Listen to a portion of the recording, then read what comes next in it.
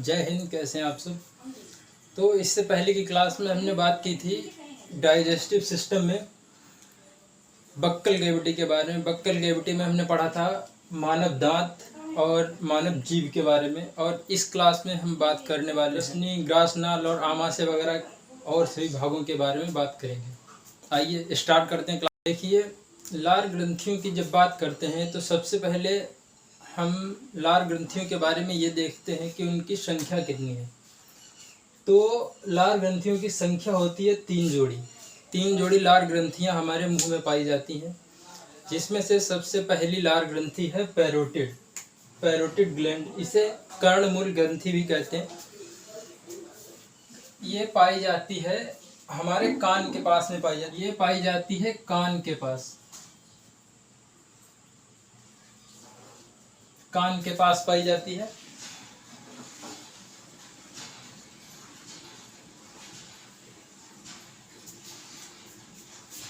कान के पास पाई जाती है और कान के निचले हिस्से में पाई जाती है, या इसे कह सकते हैं कर्ण पल्लव। कहाँ पाई जाती है? कर्ण पल्लव के निचले भाग में। कर्ण पल्लव किसे कहते हैं? जो हमारे कान का भाग बाहर दिखाई देता है उसे हम कर्ण पल्लव कहते हैं। ये ईयर पिन्ना बोलते हैं जिसको। इसकी संरचना कुछ इस प्रकार से होती है। ये इसे कहते हैं कर्ण पल्लव। तो एक तो लार ग्रंथि यहाँ पे पाई जाती है जिसे कहते हैं पैरोटिड ग्लैंड्स, और ये लार ग्रंथि सबसे बड़ी लार ग्रंथि है। ये सबसे बड़ी लार ग्रंथि कौन सी है? पैरोटिड ग्लैंड, कर्णमूल ग्रंथि। कहाँ पाई जाती है? कान में, कान के पास। अब जब इसमें सूजन आ जाती है, पैरोटिड ग्लैंड में जब सूजन आ जाती है, तब इससे एक रोग होता है जिसे हम कहते हैं गलसुआ। गलसुआ नामक रोग होता है। वो होता है जब पैरोटिड ग्लैंड में सूजन आ जाती है, तो उससे होता है गलसुआ नाम का रोग होता है। अब ये मुख गुहा में जब खुलती है पैरोटिड ग्लैंड, ये जो ग्रंथियां होती हैं अपनी अलग अलग नलिकाओं के साथ मुख गुहा में खुलती हैं। तो ये कर्णमूल ग्रंथि मुख गुहा में खुलती है, उस नली को कहते हैं पैरोटिड ग्लैंड। मुख गुहा में खुलती है स्टेंसन की नलिका द्वारा, स्टेंसन्स डक्ट। ये कहाँ खुलती है? मुख गुहा में। मुख गुहा में किसकी सहायता से खुलती है? ये स्टेंसन्स डक्ट के द्वारा यहां से लार स्त्रावित करती है मुख गुहा में। समझ में आ गया? अब इसके बाद हम बात करते हैं दूसरी लार ग्रंथि की। देखिए, अब हम बात कर रहे हैं दूसरी लार ग्रंथि की, जिसे कहते हैं सब मैक्सिलरी ग्लैंड। ये इसे हिंदी में कहते हैं अधोहनु। ये निचले जबड़े में सब मैक्सिलरी ग्लैंड, ये निचले जबड़े में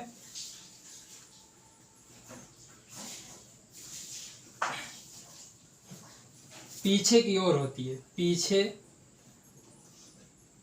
की ओर स्थित होती है।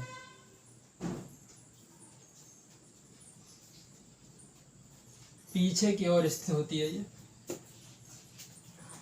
ये खुलती है वार्टन डक्ट के द्वारा। ये मुख गुहा में लार लेके आती है। वार्टन डक्ट के द्वारा ये खुलती है मुख गुहा में। अब इसके बाद हम बात करते हैं तीसरी लार ग्रंथि की, जिसे हम कहते हैं सबलिंगुअल लार ग्रंथि।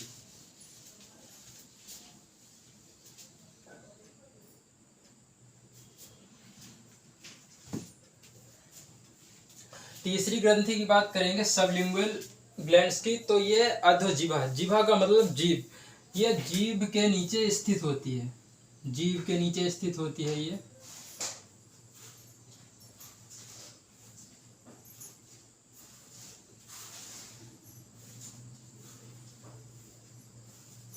कहाँ होती है? ये जीभ के नीचे। और ये लार लेके आती है डक्ट ऑफ रेवेनस नलिका के द्वारा मुख गुहा में लार को भेजती है। और दूसरी बात, ये सबलिंगुअल ग्लैंड जो है, ये सबसे छोटी लार ग्रंथि है। ये सबसे बड़ी कौन सी थी? Parotid gland. सबसे छोटी कौन सी है? Sublingual gland. फिर से देखते हैं इनको हम। एक नंबर पे कौन सी है? Parotid gland. ये किसके द्वारा खुलती है? स्टेंसन डक्ट के द्वारा खुलती है हमारे मुख गुहा में। सबसे बड़ी लाल ग्रंथि भी यही है, पैरोटिड ग्लैंड। और जो गलसुआ गलसुआ होता है वो किसके कारण होता है? वो तब होता है जब पैरोटिड ग्लैंड में सूजन आ जाती है। फिर उसके बाद सब मैक्सिलरी ग्लैंड, ये होती है ठोंडी पे पीछे, निचले जबड़े में पीछे की ओर होती है। ये वार्टन की नलिका के द्वारा मुख गुहा में खुलती हैं। ये देखिए, वार्टन डक्ट के द्वारा मुख गुहा में खुल रही है। उसके बाद तीसरी आती है अधोजिह्वा। ये जीभ के नीचे स्थित होती है। ये रिवेनस डक्ट के द्वारा हमारे मुख गुहा में लाल को भेजती है। स्क्रीनशॉट लीजिए इसका। अब हम बात करने वाले हैं ग्रसनी के बारे में। वैसे ग्रसनी में कोई भी पाचन की क्रिया नहीं होती है, ये मैंने पहले ही बताया था कि ग्रसनी में किसी भी प्रकार का पाचन नहीं होता है। ग्रसनी से भोजन, मुख गुहा से भोजन ग्रसनी में जाता है। फिर ग्रसनी में एक पाइप होता है, ये मुख गुहा से भोजन आया इधर। यहाँ पे दो नलिकाएं होती हैं, दो नलियां होती हैं, जिसमें एक तो हुई श्वास नाल की और दूसरी होती है हमारे पाचन तंत्र की, आहार नाल की। इसके बीच में एक उपास्थि का बना ढक्कन होता है जो कि भोजन को श्वास नली में जाने से रोकता है। जब भोजन यहाँ पे आता है, इधर से आया मुख गुहा से, तो ये इधर हो जाएगा, ये इस रास्ते को बंद कर देगा, यहाँ से बंद कर देगा, जिससे कि भोजन हमारा सीधा आहार नाल में जाता है। भोजन आहार नाल में चला गया। फिर उसके बाद में ये आ गया ग्रास नाल में। ग्रसनी का काम खत्म हो गया। इसके बाद आ गया ग्रास नाल में। इसकी लंबाई ग्रास नाल ये हो गई।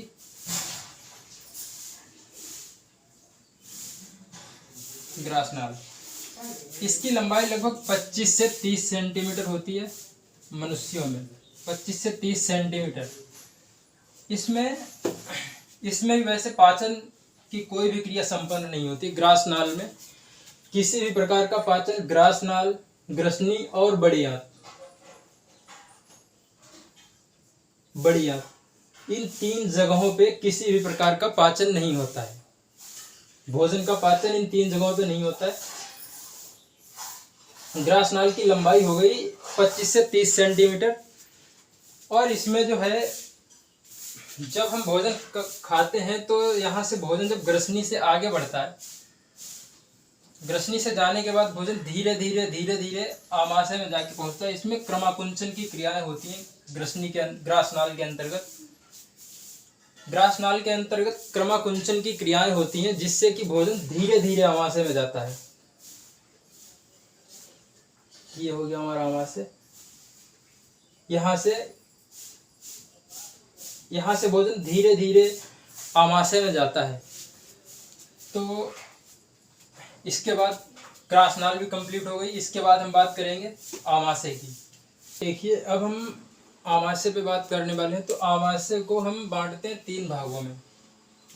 आमाशय को 3 भागों में विभाजित करते हैं। ये सबसे पहला भाग हो गया कार्डियक रीजन इसको कहते हैं। ये हो गया कार्डियक, फिर फंडिक, उसके बाद में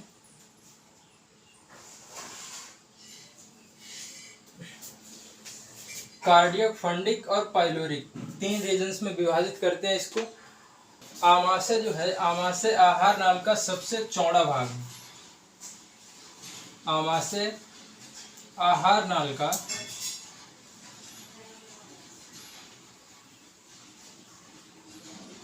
सबसे चौड़ा भाग है।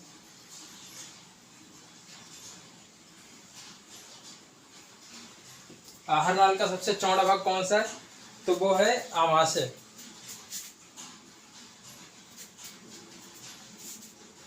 यहाँ पे ये एक वाल्व लगा होता है। जब ग्रास नाल से भोजन आया, इधर आमाशय में प्रवेश करने से पहले एक बाल्ब लगा होता है यहाँ पर, जिसे कहते हैं हम कार्डियक बाल्ब। इस वाले बाल्ब को हम कहते हैं कार्डियक बाल्ब। उसके बाद में एक इसके नीचे भी बाल्ब लगा होता है, इस भाग को कहते हैं, इस बाल्ब को कहते हैं पाइलोरिक बाल्ब।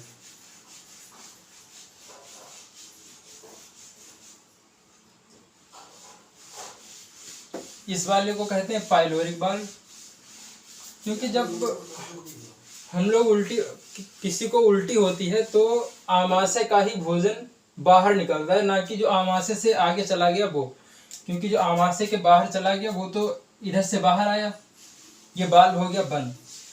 इधर से बाहर आएगा, भोजन गया बाहर, उसके बाद ये बाल्ब बंद हो जाएगा। इसलिए जब किसी को उल्टी वगैरह होती है तो वो आमाशय का ही भोजन बाहर जाता है, और जब हम भोजन खाते हैं तो उसके बाद सबसे पहले आता है आमाशय में। आमाशय से निकलने के बाद भोजन जाता है छोटी आंत में। अब छोटी आंत में सबसे ज्यादा पाचन, आहार नाल में सबसे ज्यादा पाचन और अवशोषण वो होता है छोटी आंत में। आहार नाल का सबसे ज्यादा पाचन और अवशोषण होता है छोटी आंत में।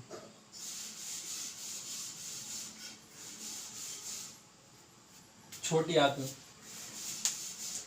तो अब हम देखने वाले हैं छोटी आंत को कितने भागों में विभाजित किया गया है।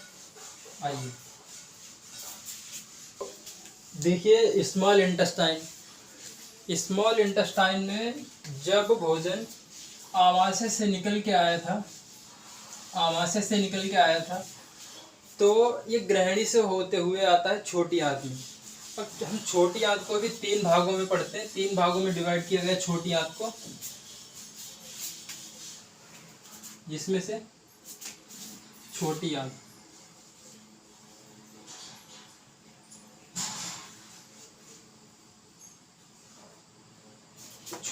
को 3 भागों में डिवाइड किया गया है। नंबर 1, हम बात कर रहे थे छोटी आंत के बारे में। छोटी आंत को 3 भागों में विभाजित किया जाता है। जब भोजन आमाशय से होकर ग्रहणी से होते हुए छोटी आंत में प्रवेश करता है, आमाशय से निकलकर भोजन ग्रहणी से होते हुए छोटी आंत में प्रवेश करता है, उसके बाद सबसे अधिक भोजन का पाचन और अवशोषण होता है छोटी आंत में। छोटी आंत को बांटते हैं हम 3 पार्ट्स में, जिसमें से पहला पार्ट हमारा है डुओडेनम, फिर जेजुनम, उसके बाद में इलियम। छोटी आंत की टोटल लंबाई होती है 6 से 7 मीटर, जिसमें से 25 सेंटीमीटर का होता है हमारा डुओडेनम, उसके बाद में 2.5 मीटर का हो गया जेजुनम, 3.5 मीटर का इलियम। अब बात आती है पाचन और अवशोषण की। तो सबसे ज्यादा पाचन और अवशोषण ये होता है छोटी आंत के लास्ट वाले भाग में। छोटी आंत के लास्ट वाले भाग में, जिसकी लंबाई होती है 3.5 मीटर। इसकी लंबाई कितनी होती है? 3.5 मीटर। और इसमें आहार नाल का सबसे ज्यादा पाचन और अवशोषण किसमें होता है? इसके बाद में ये देख रहे होंगे, छोटी आंत और बड़ी आंत के संधि स्थल पर एक पूंछनुमा संरचना पाई जाती है, जिसको हम कहते हैं वर्मीफॉर्म अपेंडिक्स। इसकी लंबाई लगभग 18 सेंटीमीटर होती है और इसका काम होता है सेलुलोज का पाचन करना। हम लोगों में तो सेलुलोज का पाचन होता नहीं है, इसलिए ये अब एकमात्र अवशेषी अंग के रूप में है। ये अवशेषी अंग के रूप में जब इसकी लंबाई मनुष्यों में बढ़ जाती है, तो एक अपेंडिक्स दर्द होता है, जिसके बाद ऑपरेशन करवाना पड़ता है। इसको ऑपरेशन में इसको काट दिया जाता है। तो इसके बाद हम बात करते हैं अपेंडिक्स के बाद में बड़ी आंत के बारे में।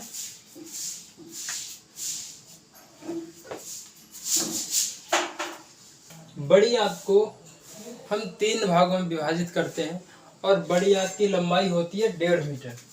बड़ी आंत की टोटल लंबाई कितनी होती है? लगभग 1.5 मीटर। और बड़ी आंत को हम 3 भागों में विभाजित करते हैं, जिसमें कि सीकम, कोलान और तीसरा है रेक्टम यानी मलाशय। अंतिम भाग मलाशय होता है। बड़ी आंत को हमने कितने भागों में विभाजित किया? 3 भागों में, सीकम, कॉलन और रेक्टम। सीकम, कोलन और रेक्टम 3 भागों में विभाजित किया बड़ी आंत को। ये यहाँ से छोटी आंत से भोजन आता है बड़ी आंत में। छोटी आंत और बड़ी आंत के संधि स्थल पर एक वाल्व होता है जिसे हम कहते हैं इलियोसिकल वाल्व। ये इसे कहते हैं इलियोसिकल वाल्व। क्या कहते हैं इसको? Ileocaecal valve. उसके बाद में भोजन आता है बड़ी आंत में। बड़ी आंत में सीकम, फिर उसके बाद में आता है कोलन, उसके बाद में आता है रेक्टम। मलाशय में यहाँ पे एकत्र हो जाता है और उसके बाद में गुदा द्वार द्वारा एनस इसको कहते हैं गुदा द्वार या गुदा, इसके द्वारा बाहर निकाल दिया जाता है।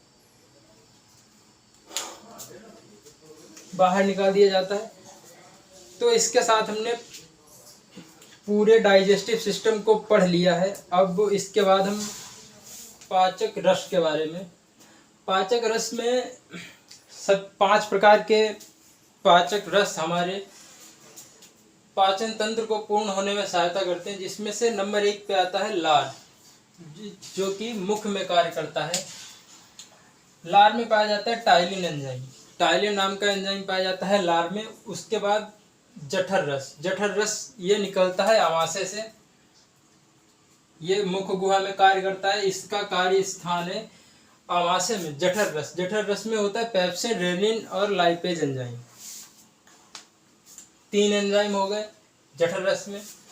उसके बाद यकृत में किसी भी प्रकार का एंजाइम नहीं पाया जाता है।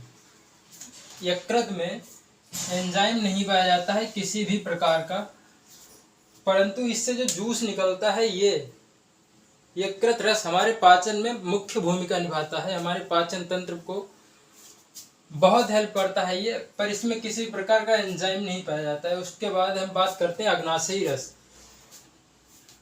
अग्नाशयी रस में ट्रिप्सिन और काइमोट्रिप्सिन 2 एंजाइम्स पाए जाते हैं।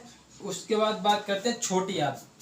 आंत में इरेप्सिन, माल्टेज, लैक्टेज, सुक्रेज और लाइपेज ये सभी हमारे कहाँ पाए जाते हैं? छोटी आंत में। और इनका कार्यस्थल भी होता है छोटी आंत ही। कौन सी आंत के एंजाइम है ये? आंत यानी छोटी आंत की। छोटी आंत।